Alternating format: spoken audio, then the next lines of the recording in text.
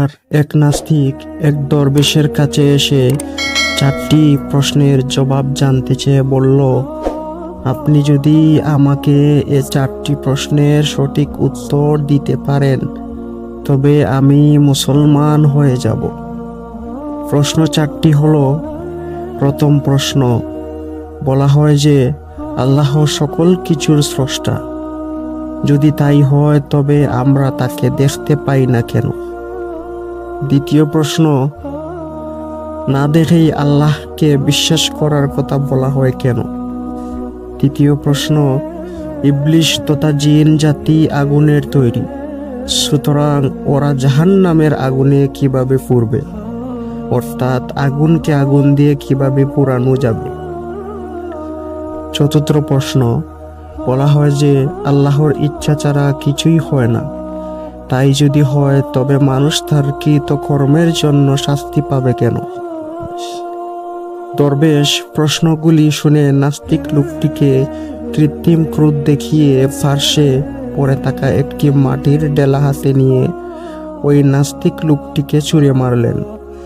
এতে লোকটির মাথায় আঘাত লেগে ফেটে গেল। তখন দরবেশ বললেন, এ হচ্ছে তোমার 4টি প্রশ্নের জবাব। অতঃপর মাটির ডেলার আঘাতে আহত নাস্তিক লোকটি আদালতে গিয়ে কাজীর দরবারে দরবেশের বিরুদ্ধে মামলা দায়ের করল। কাজী ওই নাস্তিকের বিবরণ শুনে দরবেশকে জিজ্ঞেস করলেন, আপনি ওই ব্যক্তির জবাব না দিয়ে এভাবে মারলেন কেন? উত্তরে দরবেশ বললেন, এ হচ্ছে তার 4টি প্রশ্নের সঠিক জবাব। এর দ্বারা তাকে আহত করা আমার উদ্দেশ্য ছিল না। ডিল ছুঁড়ে কিভাবে প্রশ্ন 4টির জবাব দেওয়া হলো এ রহস্য উদ্ঘাটন করার অনুরোধ করা হলে দরবেশ বললেন, লোকটির প্রথম প্রশ্ন ছিল, আল্লাহ সবকিছুর স্রষ্টা, অথচ তাকে দেখা যায় না কেন?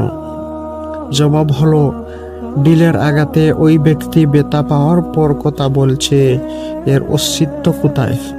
ব্যথার যদি অস্তিত্ব থেকেই থাকে তবে তা দেখা যায় না কেন? ব্যথা বিদ্যমান থাকা সত্ত্বেও যেমন তা চোখে দেখা যায় না, তেমনি আল্লাহ অস্তিত্বশীল হওয়া সত্ত্বেও তাকে চর্ম চোখে দেখা যায় না। তার দ্বিতীয় প্রশ্ন ছিল, আল্লাহকে না দেখে বিশ্বাস করব কেন? চোখে না দেখে যদি ব্যথার কথা বিশ্বাস করা যায় তবে আল্লাহকে না দেখে বিশ্বাস করতে অসুবিধা কোথায়? তার তৃতীয় প্রশ্ন ছিল, শয়তান ও জিন আগুনের তৈরি হয়েও জাহান্নামের আগুনে পুড়বে কিভাবে? উত্তর, মানুষ মাটির তৈরি। মাটির তৈরি মানুষকে যদি মাটির ডেলার আঘাতে ব্যথা দেওয়া যায় তবে আগুনের তৈরি জিনকে আগুনে পোড়ানো যাবে না কেন? তার চতুর্থ প্রশ্ন ছিল, আল্লাহর ইচ্ছা ছাড়া কোনো কিছুই ঘটে না, তাহলে মানুষের কৃতকর্মের জন্য মানুষকে শাস্তি দেওয়া হবে কেন? উত্তর, আল্লাহর ইচ্ছায় যখন সবকিছু হয় তবে ডিল ছুঁড়া, তার গায়ে আঘাত লাগা, রক্তপাত ও ব্যথা সবই তো তার ইচ্ছা মতেই হয়েছে।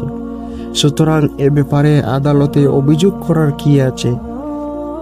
এর যদি অভিযোগ ও বিচার চলে এবং শাস্তি বর্তায় তবে মানুষের কৃতকর্মের বিচার সুফল ও কুফল বুক কেন মিথ্যা হবে?